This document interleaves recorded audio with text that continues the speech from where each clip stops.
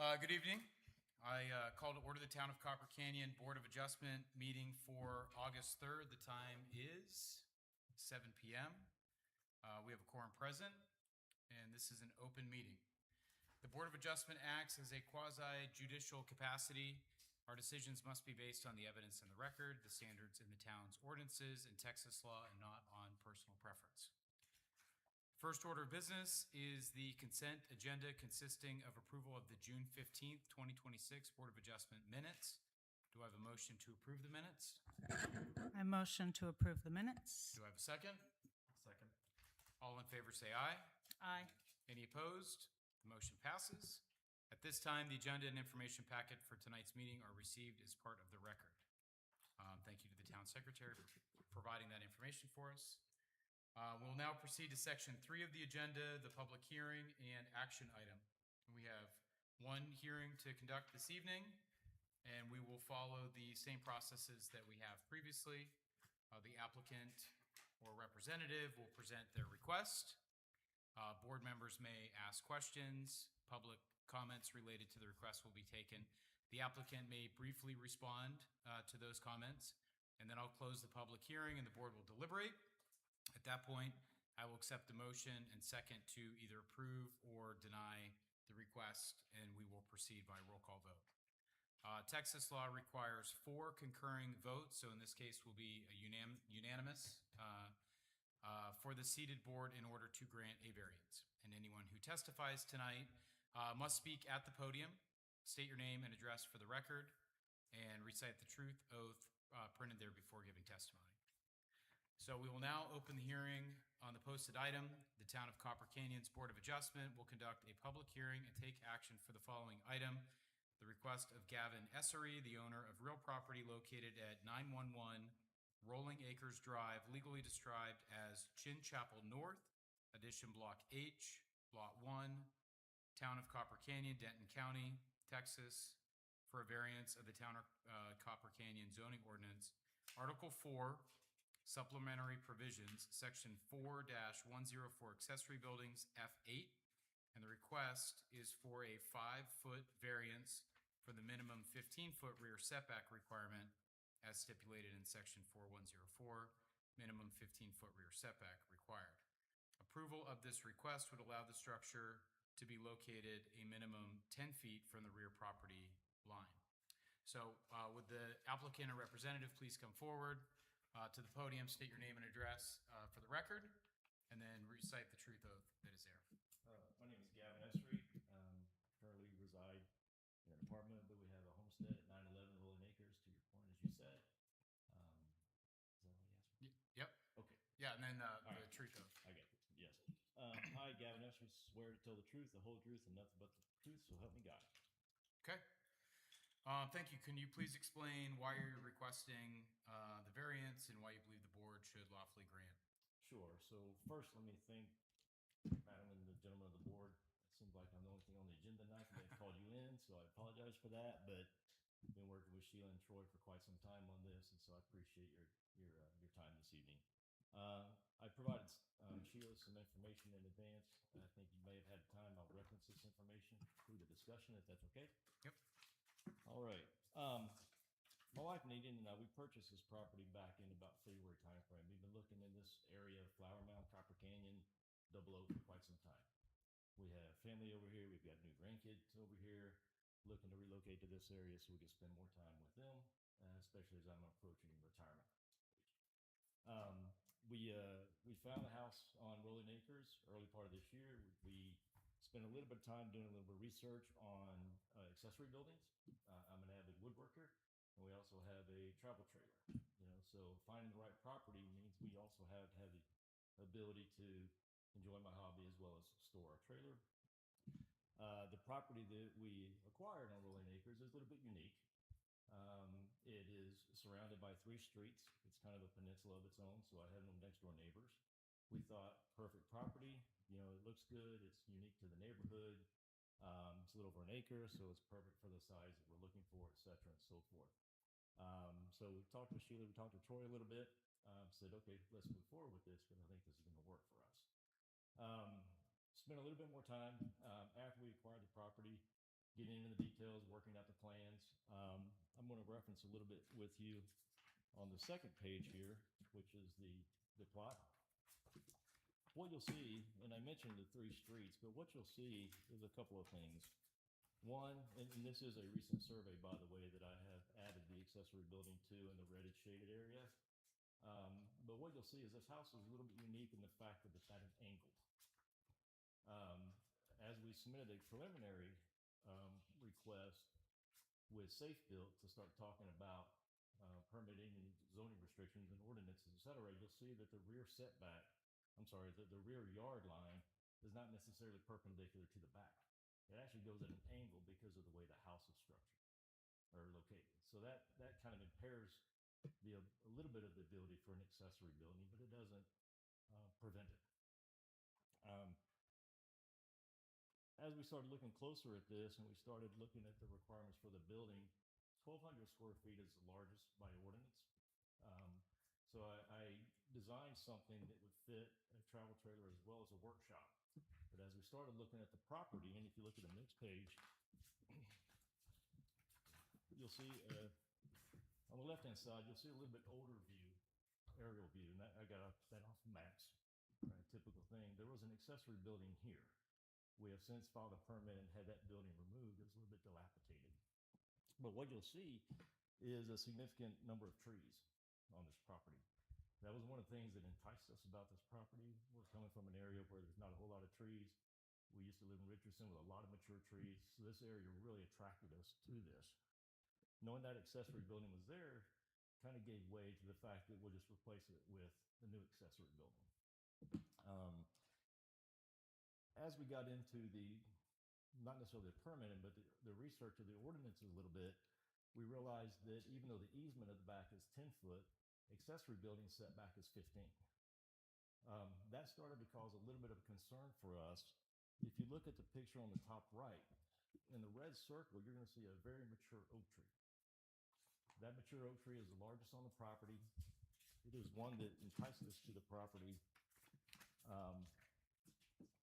And in that same picture, you'll see a little bit of... I apologize, Mr. Estry, which picture? I'm sorry, this one here. Okay. Yeah, in the red circle. Yep, got it. The short answer, short thing is this. With a 15-foot setback from the rear, I'm going to have to trim that tree down. In order for the building to fit properly, I'm going to have to build a 24-foot wide, by 50-foot long to maximize the space, but also to fit within this requirement. If I go 15 feet, I'm going to encroach upon that tree's canopy as well as its root system. What you'll see in that same picture on the left-hand side in the blue circle, that's adjacent to the rear fence. That also creates a barrier between my backyard and the house adjacent. So there's an obstructed view, and you can see that on the bottom right picture there of that foliage that's existing. So in my opinion, by moving to the 10-foot, I'm not necessarily creating a burden for my backyard neighbor because I already have foliage there that's going to block it. The accessory building we're looking to build, by plans, the height of that is 17 foot 5 inches. 20 foot is the maximum the ordinance will allow, but I'm going to be less than that. So that in combination with this foliage, I do not believe I'm creating a burden for my backyard neighbor by moving to the 10-foot line.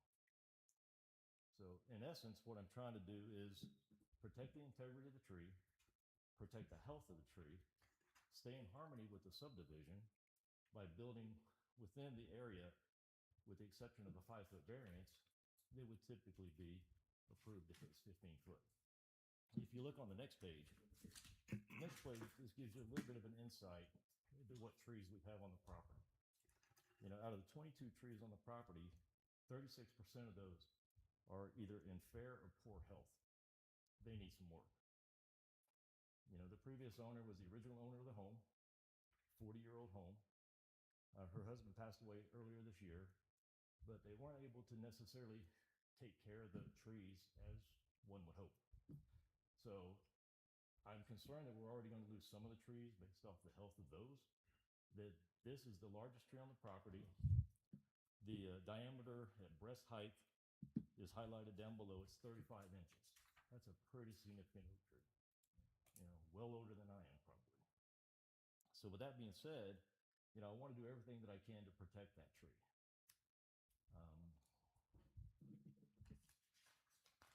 I know there are certain things that you guys look for in a variance. I've answered, I believe, some of those questions on the last page here. In short, I don't believe we're violating what you're trying to accomplish within the trees of Copper Canyon. I think, in essence, I'm supporting that more than the violation or the variance of the 5-foot setback will allow. I did provide another page, not with the original, but I believe Sheila handed this out. It's a picture that's got a yellow transposed block on it. If you look at the very bottom right-hand corner of that yellow box, what you're going to see is a stake in the ground. Now, there's another one closer to the street. It's kind of hard to see, but that's where the stakes would be for the edge of that accessory building if it was at the 10-foot easement off the back of the property. If I move over 5 feet, you'll see how much of that canopy I'm going to have to take off, as well as how much of the root system I would encroach upon. So, with that being said, this is all about protecting the integrity of the tree. It's about protecting the investment of the property. It's about staying in harmony, knowing I'm probably going to have to take down the trees because of their health. This neighborhood, Chin Chapel North, if you're familiar with it, is an older area. It's 40 years old. This house is 40 years old. I assume the subdivision is about the same because she bought the first lot on the property or in the subdivision. This is an area where I definitely see people coming in and revitalizing, bringing it back to new. We were talking to Sheila before the meeting started. My wife and I have done a lot of renovation of homes. This is something that we enjoy. This is something that we think this neighborhood will start to see more and more of as this area becomes, more, I don't want to say congested, but I will say property becomes more scarce. Flower Mound is maxed out. Copper Canyon is not. I know some of you folks were talking earlier about property that you own. You're probably not wanting to sell it off to developers, which I would appreciate. But with that being said, areas like this are unique.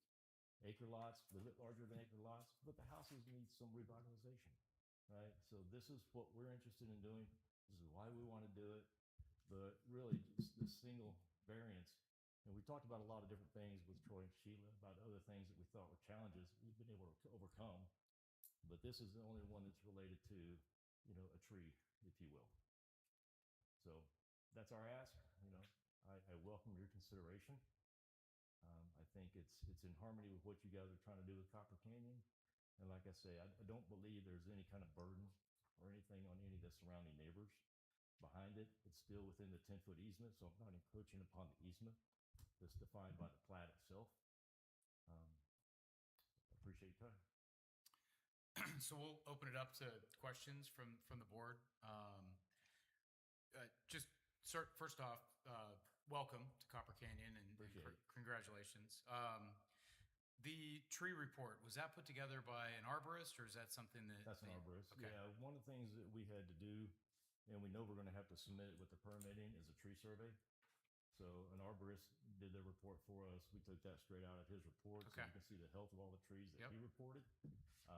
Some of that was insightful for us because while we can see some of the trees need some love, we didn't realize this many. We didn't realize 36% are a little bit at risk, So, yes, it was done by an arborist. And then also, just out of curiosity, have you spoken to any of your neighbors about, so I drove by the property today and had a little trouble finding it first because the Google Maps have the fence and the old building there. But I saw all the stakes that you had on the ground where you kind of staked out where the accessory building would be. But curious, have you talked to any of your neighbors? Have you spoken to them? What was their feedback? We met Roby across the street from us. He's excited. First of all, he's been there for quite some time as well. It's his front yard neighbor, if you will. So he's looking for a little bit of updating of the property. So we've kind of walked them through the house. We're also going to do a home renovation that's coming later, but we're not expecting any variances with that. So it's really a reinvestment in the entire property, if you will. They're excited. We've met another couple down the street that have drove by. You know, everybody's interested in what's going on. They see the stakes out, and you know they want to know, hey, what are you doing? You demoing or you rebuilding? What are you doing? All the little tags on the trees, they were concerned we were gonna tear down the trees. Yeah, Like, someone. no, they had to. Every tree had to be tagged, right? And there's a little ribbon on there, and they thought, oh my gosh, are y'all taking all these down? No, quite the opposite, right? We're trying to save every single one of them. But the neighbors we have spoken to, they're more excited than I would say anything. Okay. Um, Have you, any constraints that you see, or have you talked to anyone in regards to maybe any erosion issues or drainage issues from where you're proposing to put that? if you saw our property, you'll see that our property kind of sits high, right? So everything's going to drain from the back to the front. Obviously, the company that's going to be building this accessory building has already put an erosion plan together. We know we're going to have to, from that back corner, we're going to have to divert a little bit down towards the culvert or to the drainage ditch, if you will, but the rest of it's going to flow naturally the way it flows today. Okay. Board members? I have a quick question. Sure. So if I understand this picture correctly, right? So the yellow line you have, that's your, how much you're going to have to cut off now with the variance. Not now. Okay. If I don't get the variance, that's what I'll have to cut off. So if it was without the variance, like if you were Yeah. approved hypothetically, you won't have to cut any of it. I mean, I'm right up against it. I may, for sake of scratching the building, trim a foot, but what you see right there is if I did not receive the variance and I had to move the building to 15 foot, I would have to take that much of the canopy off. And that would damage the tree for long term. I think between that as well as the root system, because I think everybody understands that root systems are at least as wide as a canopy. So in addition to that, I also impacting the root system. You know, there's never a guarantee that you would cause damage to the tree, but I'm more of the opinion that let's do everything we can to protect it. It's been there for years. Like I said, it's 35 inches in diameter at breast height. That tree's been there. There was another tree that was adjacent to it that was closer towards the side road. You'll see it in the aerial view because that's old. That tree passed and it had to be taken down. So another tree that was adjacent to it that was not quite as old has already been removed. So this one I want to protect. You know, if you drove by the property, you saw the tree, right? I mean, that is the centerpiece of this property, if you will. You know, I'll take the house out of the equation, take all that out of the equation. If that land was vacant with nothing but trees on it, that's the first thing that someone would see. So my intent is we need to protect it as much as we can. I have a question for Sheila. Has anybody sent any letters in regarding this request for a variance? No, but letters would have been sent out, that we had the Board of Adjustments meeting, right? Yes, and I did not get any response from any neighbors. But they did go out to everybody within 200 feet of the property. Of the property. So some questions for you. Have you considered any other options on where to place this building or to make it smaller than what it is? And Making it smaller, Why can't- unfortunately, won't work with what we're trying to accomplish. You know, I mentioned we have a travel trailer, and then my wife has blessed me with the fact that I've got a full service workshop. You know, so every kind of workshop tool you can think of, I have. It's a significant hobby. I fell in love with this table back here, what I saw a while ago. You know, that being said, anything smaller would not be conducive for what we're trying to accomplish. I actually envisioned a larger workshop, but knowing that the constraints is 1,200 foot maximum, you know, I readjusted my plans and design to accommodate that.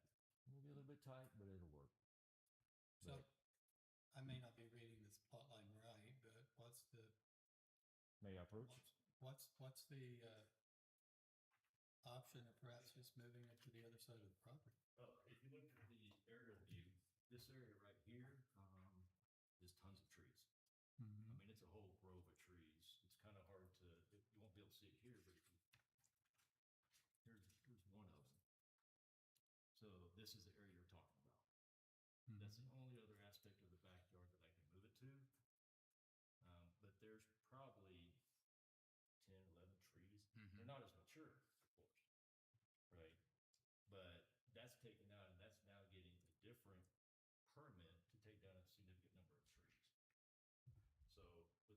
said, I'm looking to place it, there's absolutely no trees that have to come down, and it's protecting the integrity of the 35 Main Street. What about just flipping that 90 degrees? Flipping, I'm sorry. The building, 90 degrees. Would that be an option? Are you talking about running it like here? Mm-hmm. It could be an option, but I would not be able to pull my travel trailer because then it wouldn't be deep enough. And would that then be in the side yard? You'd be Yeah. into the side yard. It's right by the road. As you've got it drawn here, it shows that there's distance between that line of the side yard and the proposed building. How much space is that? You know, that's not an architectural, but I went out there and measured, I think it's about 60.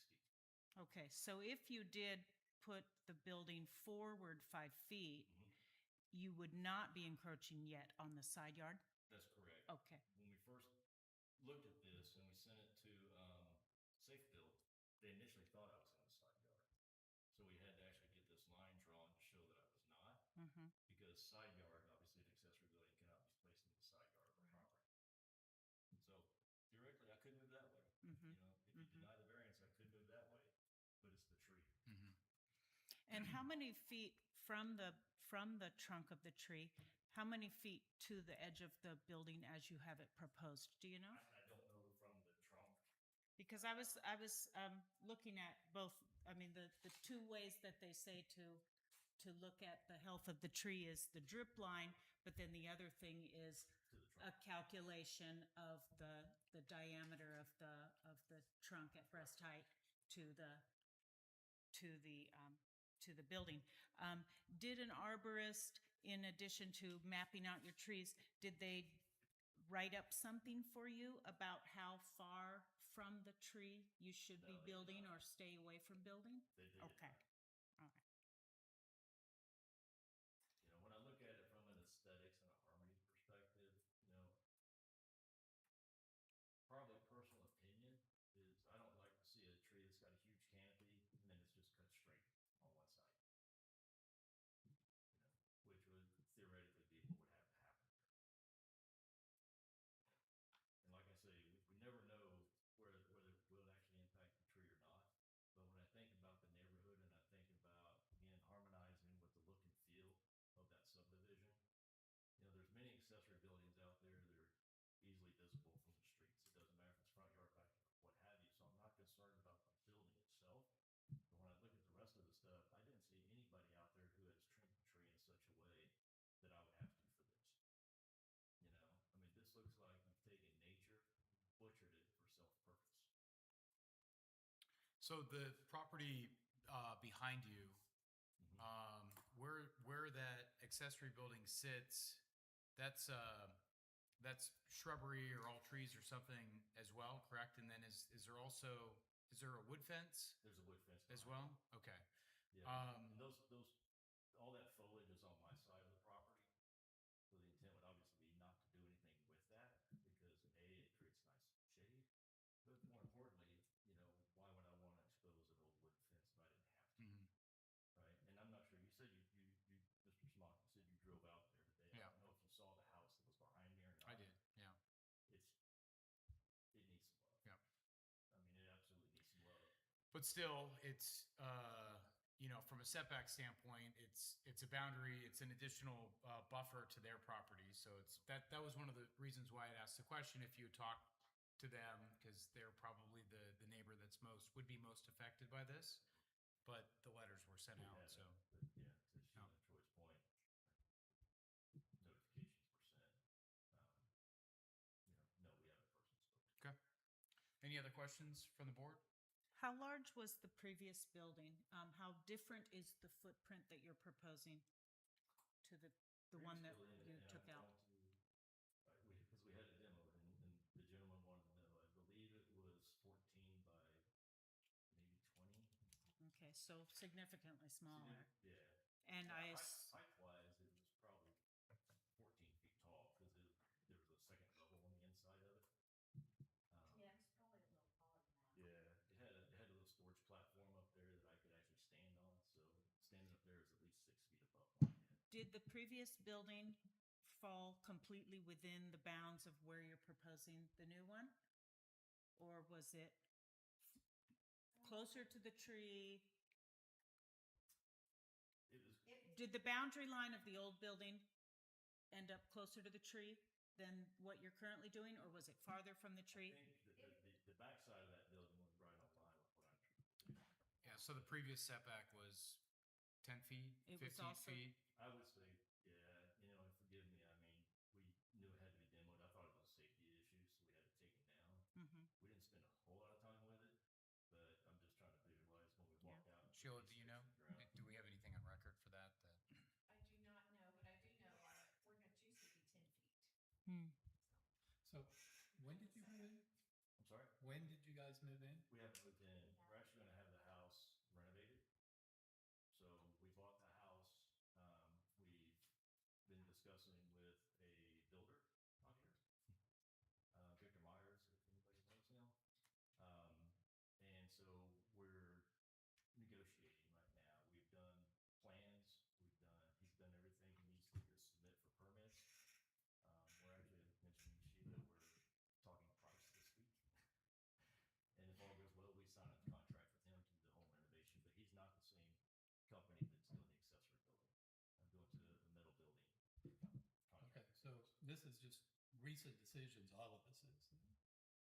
So why didn't you include this building as part of your recent decision to purchase the land? Couple of things. One thing is, we knew we wanted an accessory building. When we first looked at this and we started looking at the property, you know, the way the angle is and everything, we didn't realize that that was an issue.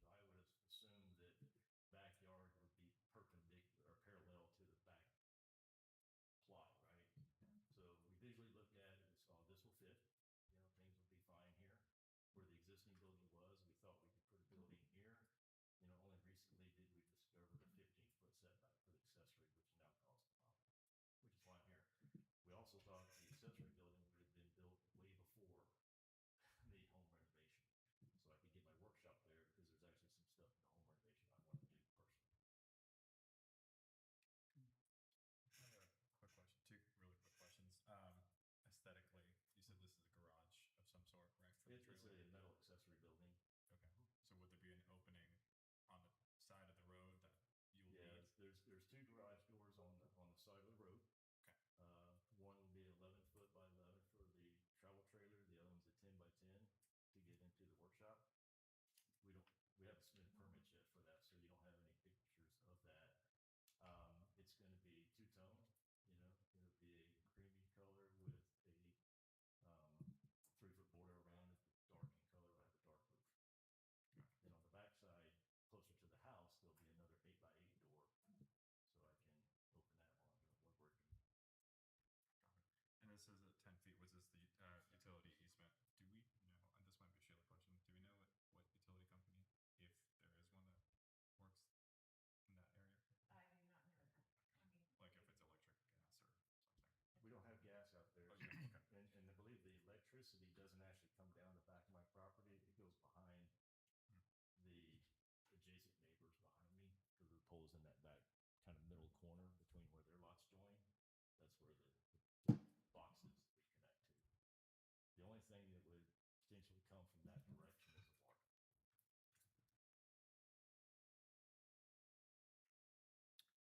Okay, anything else in the packet that you want the board to consider? No, but I do appreciate your time. Yep, thank you, sir. Okay, well, I will now take public comment on this item from anyone else.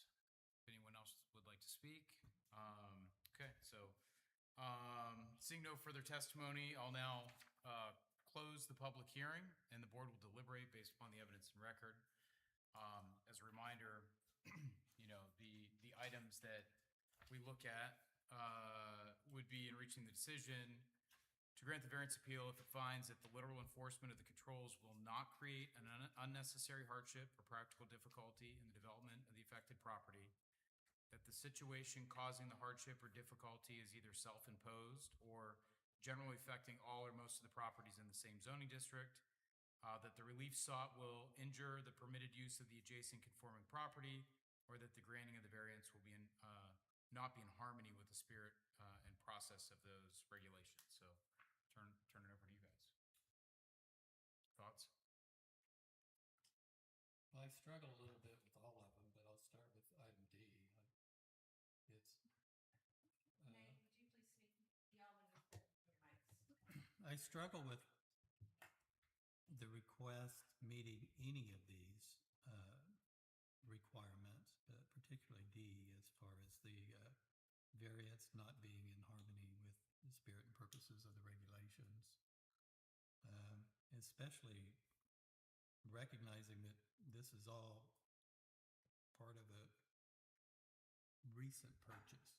Why the due diligence couldn't have been done before the purchase was made, if this was something that needed to be done.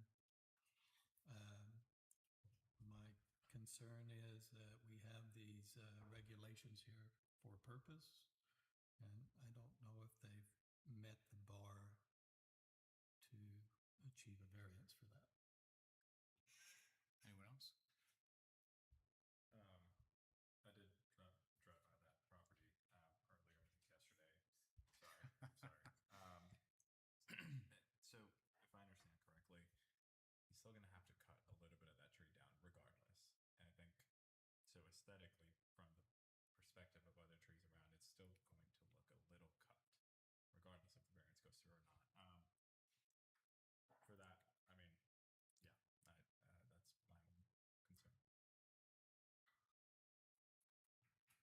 You know, I guess one of the counterpoints is they could cut a good number of the trees down to hit the 15-foot setback as well, correct? So, you know, one of the opportunities we have is to, if we were to issue a variance to preserve the look and feel of the neighborhood, or if we don't issue a 15-foot setback, that could be an alternative option, is some of those trees could come down so that the setback requirements could be met.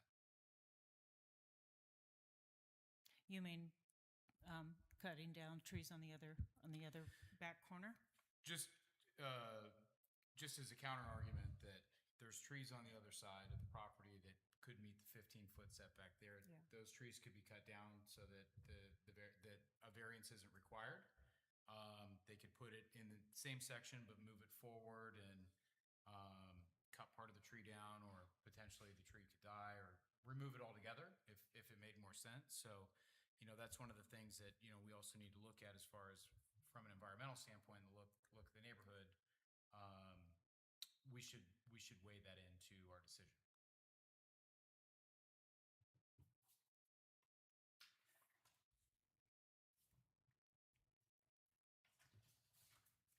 Any other thoughts?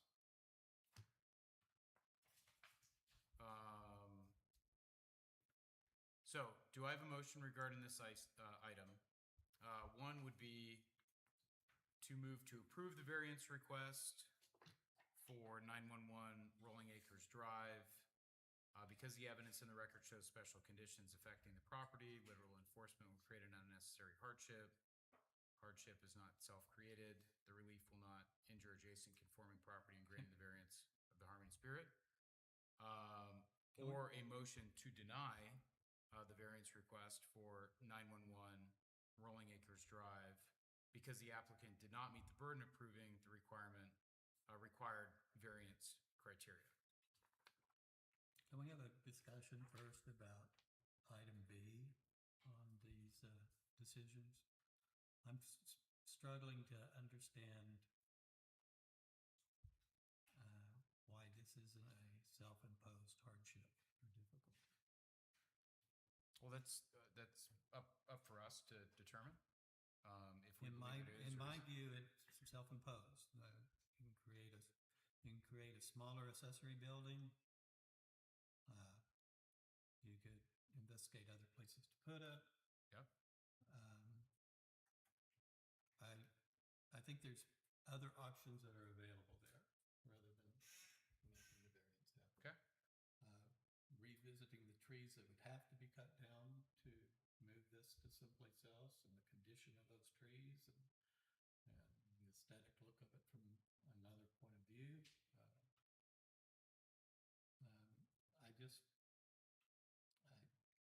concerned, I mean, we put these regulations here for a purpose, and I don't think that this has met the bar to achieve that. Just because you have a concern about harming a tree, which may or may not harm that tree. Okay, and anyone else? I mean, I'm welcome for somebody to disagree with me. The square footage is 1,200, which I believe is the max anyway, so making it smaller and or different dimensions is what you're Mhm. possibly saying. Well, I'm sure there's other options that you can consider too.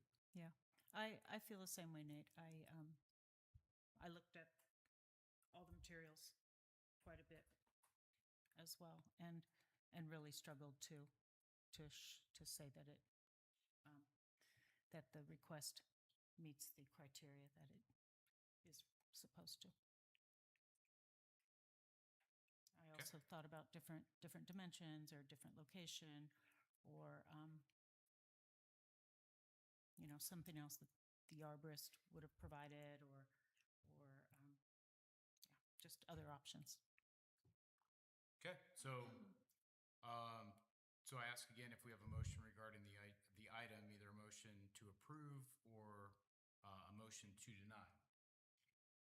I'll make the motion to deny. Okay, and do I have a second?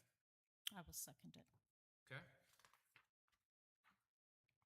So again, we need 4 concurring votes are required, so I'll do a roll call. So Board Member Bahuda, do you approve or deny? Sorry, and let me rephrase that. Do you approve the variance to deny? I approve. Okay. Board Member Langston? I approve. Sorry, what was yours? I approve. Board Member Gadberry? I approve the motion. Okay. And I deny. So with a vote in favor of 3 to 4, the motion to deny the variance for 911 Rolling Acres Drive